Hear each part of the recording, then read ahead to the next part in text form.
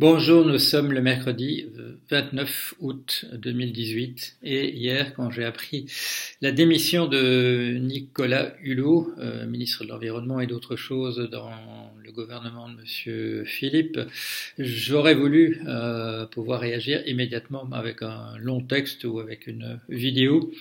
Malheureusement, comme vous l'avez vu, j'étais à quelques heures de me rendre à France Culture, où je crois avoir fait quelque chose d'assez utile en donnant une longue explication de la crise des subprimes, comme on me le demandait, pour l'anniversaire des 10 ans de la chute de la banque d'investissement Lehman Brothers.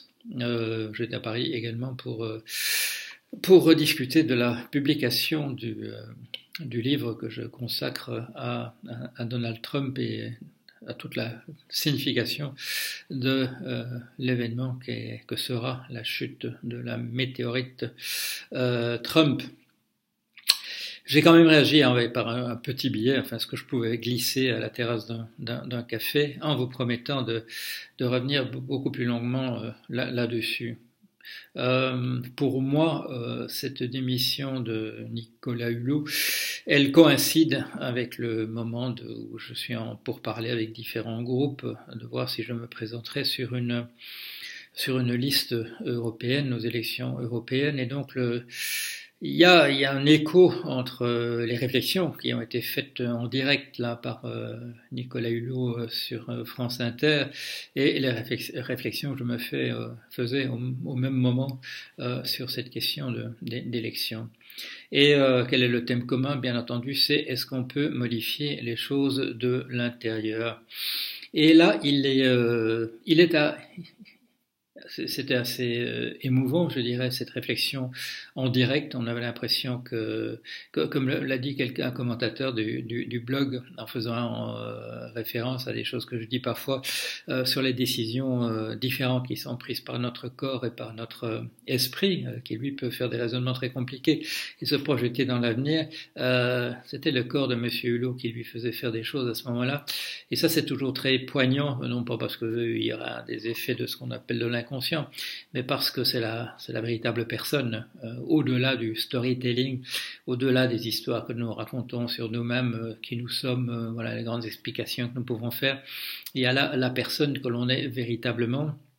Et on avait le sentiment que cette démission, elle a véritablement. Il a dit qu'il avait pris la décision le jour d'avant, mais on l'a pas cru. On l'a pas cru, ni les journalistes, ni moi. Il a pris sa décision là. C'est une chose qu'on lui a dite, qu'il a fait démissionner. Et bien entendu, il a entièrement raison. Les explications qu'il a données sont absolument convaincantes. C'est la politique des petits pas. Ça correspond pas à l'époque. C'est formidable peut-être entre 1875 et 1876, mais nous sommes confrontés à l'extinction, au monde étuve, et la politique des petits pas. Ça peut pas marcher, ça correspond pas aux temps qui sont les nôtres. Et il y a eu une réaction qu'on a entendue à la fin de l'émission du porte-parole du gouvernement qui a dit que Monsieur Hulot n'avait pas compris que être au gouvernement c'est savoir manier l'art du compromis.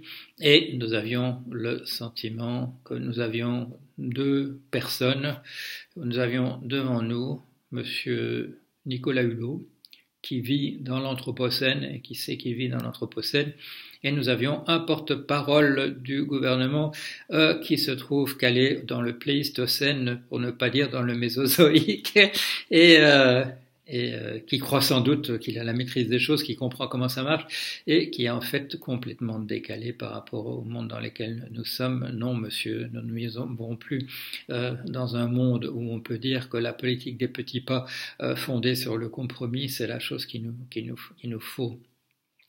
Alors on a entendu aussi une réaction de monsieur Yannick Jadot qui a dit oui, ben, dans un gouvernement comme ça on peut pas faire grand-chose, mais finalement, moi je suis député européen et là l'écologie c'est plus notre truc, etc. Et là, qu'est-ce qu'il nous a expliqué? Que lui aussi, il arrivait à faire des petits pas à ce niveau-là. Et s'il y a une chose peut-être dans les discussions récentes qui me convaincrait que je perdrais mon temps en fait à être député européen, c'est sans doute ce que ce monsieur Yannick Jadot a dit en faveur du Parlement européen, puisqu'il m'a convaincu aussi que là, apparemment là, de l'intérieur, on ne peut pas faire grand-chose non plus, d'autant que, comme ça a été souligné par Hulot par la suite, le contexte européen, pour le moment, où il y a des débordements de populisme de droite un peu partout, Hongrie, Pologne, dans le gouvernement autrichien, et ainsi de suite, c'est dans le gouvernement italien, c'est peut-être pas là qu'on peut non plus faire bouger les choses de l'intérieur. Alors la justification que je me donnais, et je l'ai donnée ici, c'est de dire oui, mais quand on est à l'intérieur des choses, on peut quand même, on est étonné quand même parfois du pouvoir qu'on a de pousser les choses dans la bonne direction. Et je donne à ce point de vue-là ma présence dans la deuxième commission Attali sur l'économie positive, où j'ai le sentiment d'avoir influé dans la bonne direction sur les propositions qui ont été faites. Et dans ce comité supérieur en Belgique d'experts pour l'avenir du secteur financier belge, où j'ai été très content que quand le rapport est sorti, on l'ait dit, c'est un rapport en fait étonnamment de gauche, et je savais que c'était pas mes 7 collègues ultralibéraux qui avaient poussé dans ce sens-là. Mais à la lumière de ce qu'a dit Hulot hier, à la lumière de ce qu'a dit Jadot, à la lumière de ce qu'a dit le porte-parole du gouvernement, il faut bien que je me rende compte aussi que ces rapports auxquels j'ai participé, c'était des rapports consultatifs et qui ont servi essentiellement à caler des pieds de table ici et là. Ça n'a fait absolument aucune différence. Alors, voilà où j'en suis de ma réflexion. Une autre réflexion qui m'est venue en écoutant cette intervention de Hulot qui a dit que des belles choses. Voilà, justement, c'était un homme au sens d'un être humain. En plus, il est un homme qui parlait et qui parlait de choses importantes. Voilà, cette intervention était une intervention importante. Il espère qu'elle n'est pas inutile. Il a souligné à nombreuses reprises que c'est pas des questions de personnes. C'est pas parce qu'il n'aime pas Monsieur Macron, c'est pas parce que Monsieur Philippe ceci ou là. Il a été un peu moins aimable avec le ministre de l'Agriculture, qui apparemment est qui défend que les politiques corporatistes, c'est-à-dire pour obtenir des votes, et la politique consistant à faire venir le représentant du lobby des chasseurs au milieu d'une réunion où apparemment il n'est pas invité. Tout ça, c'est ce qu'on appelle de la politique de Troisième République, le char de l'État navigue sur un volcan, où on achète essentiellement des voix d'électeurs. Ça, c'est pas brillant. Mais ce qu'on a entendu dire, c'est que, on a dit, est-ce que c'est la société marchande? Et je crois que c'est lui qui a utilisé l'expression. Quelqu'un a dit, est-ce que c'est le libéralisme, etc. Et finalement, personne n'a prononcé le mot qu'il aurait fallu prononcer, parce que bien entendu, je sais, pour des journalistes comme ça, peut-être même pour Monsieur Hulot, il voit pas en tout cas hier, il voyait pas une très grande différence. Pour eux, ce sont des synonymes de dire système marchand ou économie de marché, libéralisme, peut-être de dire capitalisme. Tout ça, c'est d'autres manières de dire la même chose. Et là, c'est sur une chose quand même, ça fait quand même partie du rôle de l'anthropologue, du sociologue, de comprendre ce que les mots veulent dire. Et c'est en particulier, je crois, dans mon livre qui s'appelait Le capitalisme à l'agonie, j'ai expliqué la différence entre le libéralisme et la société, le système marchand, l'économie de marché, et le capitalisme. Bon, en 2 mots. Le libéralisme, au départ, c'est le souci d'établir une des limites au pouvoir de l'État pour qu'il n'y ait pas, pour que l'État n'enfreigne pas les libertés individuelles. Le néolibéralisme, ultralibéralisme, c'est de dire, en fait, la question est réglée, on demande uniquement à l'État de défendre la propriété privée et pour tout le reste, que chacun se débrouille. Bien sûr, les riches auront des facilités que les pauvres n'ont pas, mais que les pauvres, et ça, bon, même des présidents de la République vous l'ont dit, ce type de caricature, si les pauvres sont pas contents d'être pauvres, eh ben, ils ont qu'à devenir riches comme tout le monde. Voilà, en tout cas comme les gens qui ont la force de caractère de devenir riches. Ça, c'est le libéralisme. Qu'est-ce que c'est que l'économie de marché? C'est le fait que dans la distribution des produits, on laisse un marché s'auto-organiser dans des limites définies quand même par des règles. On laisse l'initiative privée s'occuper de ça et avec comme moteur le profit. Système capitaliste, ça c'est autre chose, c'est les conséquences de la propriété privée et du système d'héritage vont faire que de très grandes disparités vont exister dans la société et que ceux qui ont le droit de propriété sur des choses qui sont indispensables aux autres vont pouvoir demander aux autres de les payer s'ils les achètent et de payer des dividendes, des intérêts, verser des intérêts s'ils l'empruntent. Et bien entendu, plus la richesse est concentrée, plus il y aura de choses qu'il faudra prêter si on en a vraiment besoin, et plus il faudra payer d'intérêts, et donc c'est un cercle vicieux. La concentration des richesses appelle la concentration de la richesse. Et quand des gouvernements diminuent les impôts sur les grandes fortunes ou les suppriment entièrement, ils accroissent bien entendu la concentration de la richesse, ils rendent le problème plus difficile à résoudre. Quand on fait venir les chasseurs pour décider de la protection de l'environnement, on rend les choses plus difficiles, bien entendu. Alors, qu'est-ce qu'ils n'ont pas dit dans l'émission? Ils ont dit oui, c'est peut-être bien le libéralisme ou c'est peut-être bien la société marchande. Non, chers amis, il y a deux choses. Il y a deux choses. Quand Monsieur Hulot, les deux choses qu'il faut dire, c'est le système capitaliste essentiellement, et c'est le fait que la question de la disparition du travail n'est pas réglée. Quand M. Hulot donne l'exemple qu'on se réjouit comme un porte-container qui pourra porter je ne sais pas combien, j'oublie le chiffre, 5000 containers soit lancés, c'est formidable pour les ouvriers de Saint-Nazaire, mais c'est terrible pour l'environnement. Très bon exemple. Mais il faut le faire parce qu'il faut donner de l'emploi aux gens. Et pourquoi est-ce qu'il faut donner de l'emploi aux gens? Parce que la quasi-totalité des gens qui n'ont pas grand-chose, c'est en travaillant qu'ils obtiennent le revenu. Donc il faut absolument, et surtout dans un monde de robotisation, de logicialisation, il faut remettre à plat la question de l'emploi et séparer les revenus des gens qui étaient des salariés, séparer cette question des revenus de celle du travail qui est effectué parce que ce travail disparaît. Deux solutions: revenu universel qui coûte la peau des fesses et qui donne de l'argent à des gens qui n'ont absolument pas besoin, c'est pas la bonne solution. L'autre solution, étendre la gratuité, parce que mes amis, on vous répète à tous les coins de rue qu'on n'a plus d'argent, que c'est terrible, que c'est pas possible de payer pour toutes les choses qu'on payait autrefois, alors que nous n'avons jamais été aussi riches. Mais le problème, c'est que l'année passée, 82% de la croissance est allée au 1% le plus riche. Je vous rappelle que aux États-Unis, en 2001, le 1% le plus riche concentrait 32,7% de la richesse du pays et que en 2017, c'est passé à 35,5%. Que les 50% les moins riches disposaient en 2001 de 2,2% de la richesse nationale, la moitié de la population 2%, et que c'est tombé à 1,1 divisé par 2. Bon, c'est là, chers amis, que le problème est. Et quand on nous dit qu'il faut de la croissance, il faut de la croissance, pas pour faire monter les salaires, pas pour que les gens travaillent. Vous avez bien compris, c'est pour payer le 1% qui reçoit 82% de la somme. Alors ne parlons pas de libéralisme comme ça, sans trop savoir de quoi on parle. Ne parlons pas d'économie de marché sans savoir trop de quoi on parle.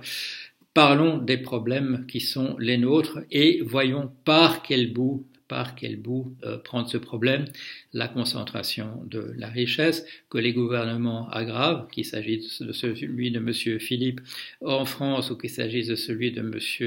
Trump aux États-Unis. C'est là que ça se situe.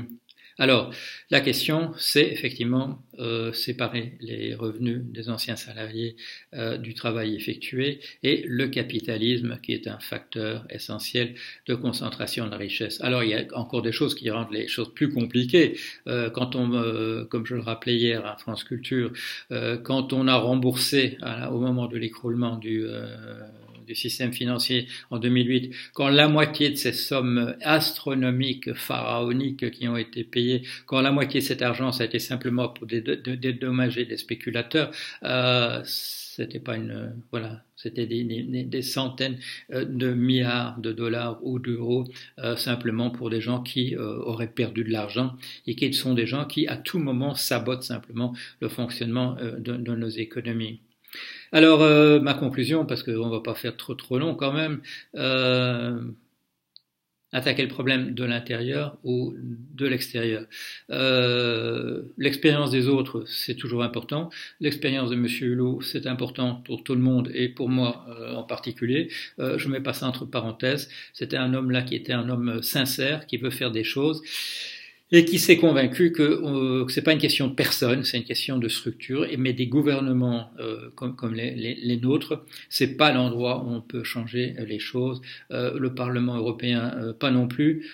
Chers amis qui voulaient discuter avec moi de cette question-là, vous pouvez toujours m'appeler, on peut toujours en parler.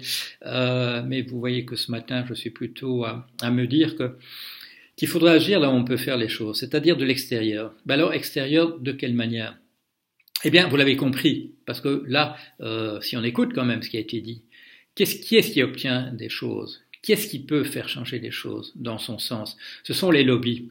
Parce que là, une grande leçon quand même de la démission de M. Nicolas Hulot, le lobby de la chasse a eu sa peau. Il ne le dit pas comme ça, les journalistes non plus, mais enfin c'est comme ça qu'on peut quand même comprendre ce qui s'est passé.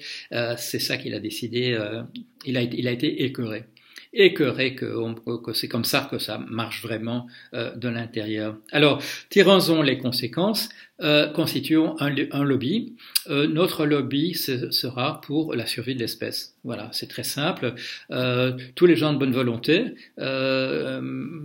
Monsieur Hulot, laissons-le tranquille puisqu'il veut un temps de réflexion, mais qui se joignent à la réflexion sur ça, qui se joignent au combat. Il a montré que voilà qu'il a de l'énergie, même s'il était triste et à juste titre, mais c'est quelqu'un qui peut encore faire des choses et qui a envie de les faire et qui se rend compte qu'il y a un enjeu. Et l'enjeu, c'est l'extinction des êtres humains, de tous les animaux autour. C'est la survie de la vie, la survie de la vie à la surface de la Terre qui est en jeu. Et c'est pas à l'intérieur du gouvernement qu'on peut que le faire, et probablement pas à l'intérieur du gouvernement européen non plus. S'en prendre à la redistribution de la richesse, s'en prendre véritablement au système capitaliste qui nous enfonce. Je vous rappelle le titre d'un de mes livres, se débarrasser du capitalisme est une question de survie. Je le rappelle, c'est la revue Science Critique qui avait appelé de cette manière une interview que je lui avais accordée, et j'avais trouvé l'idée excellente. Oui, c'est ça, en fait, c'est ça que je disais. Je ne disais rien d'autre, finalement, dans mon interview. Alors, comme Monsieur Hulot, comment faire ça ? C'est pas évident, mais oui, un groupe de pression. Il faut peut-être pas dire lobby, un groupe de pression à l'extérieur des gouvernements, disant soyons sérieux maintenant. Si on veut changer les choses, c'est pas à l'intérieur de votre petite cuisine ordinaire, c'est pas là qu'on va pouvoir le faire. Vous en avez donné la preuve en faisant venir ce représentant du lobby des chasseurs qui me dit Monsieur Hulot n'était même pas invité à la réunion, mais qui a dû penser que voilà, ces gens-là sont comme ça, ils s'invitent parce qu'ils savent que c'est eux qui décident et que il vaut mieux qu'ils soient là assis à la table plutôt que de devoir donner un coup de fil par la suite. C'est ça malheureusement la réalité du monde dans lequel on est. Donc, c'est pas de ce côté-là qu'il faut attendre la survie de l'espèce, c'est nous qui devons nous en occuper. Il y a assez de bonne volonté, c'est la majorité de la population, comme je le disais l'autre jour, hier. Tous les abstentionnistes sont de mon côté, tous les dissidents, tous les gens désespérés, tous les désabusés. Nous sommes nombreux, nous sommes certainement une majorité absolue. Maintenant, il faut que nous prenions les choses en main. Ne faisons pas ce que M. Hulot a dit à propos de M. Philippe et de M. Macron. Il dit finalement sont des gens de pleine bonne volonté. C'est possible, j'en sais rien. Mais à l'endroit où ils sont, on le voit bien, ils peuvent rien faire. Excusez-moi, M. Macron, excusez-moi, M. Philippe, mais on voit bien, vous pouvez rien faire. Vous êtes pieds et poings liés à devoir continuer du nucléaire, à devoir faire que les gens travaillent dans le chantier à Saint-Nazaire, et donc c'est pas là qu'on pourra faire des choses. Réunissons-nous, rassemblons-nous, l'énergie est là. Comme il l'a dit aussi, c'est pas une question d'énergie qui me manque, non, et on voit bien, c'est quelqu'un qui a fait preuve d'énergie toute sa vie, que ce soit Ushuaïa ou ailleurs. Mais il n'était pas au bon endroit, et c'est bien qu'il l'ait découvert, parce que voilà, comme je vous dis, moi aussi j'en tire de leçons. Voilà, son expérience sert pour moi à quelque chose aussi, et elle nous aide tous. Alors allons-y, réfléchissons. C'est pas très clair ce qu'il faudrait faire exactement, je dirais, dans les 5 minutes qui viennent, mais nous savons maintenant ce qu'il faut pas faire. Il faut pas devenir ministre et probablement pas parlementaire européen. C'est pas là que ça se passe, c'est pas là que nous sauverons l'humanité. Alors, allez, à bientôt.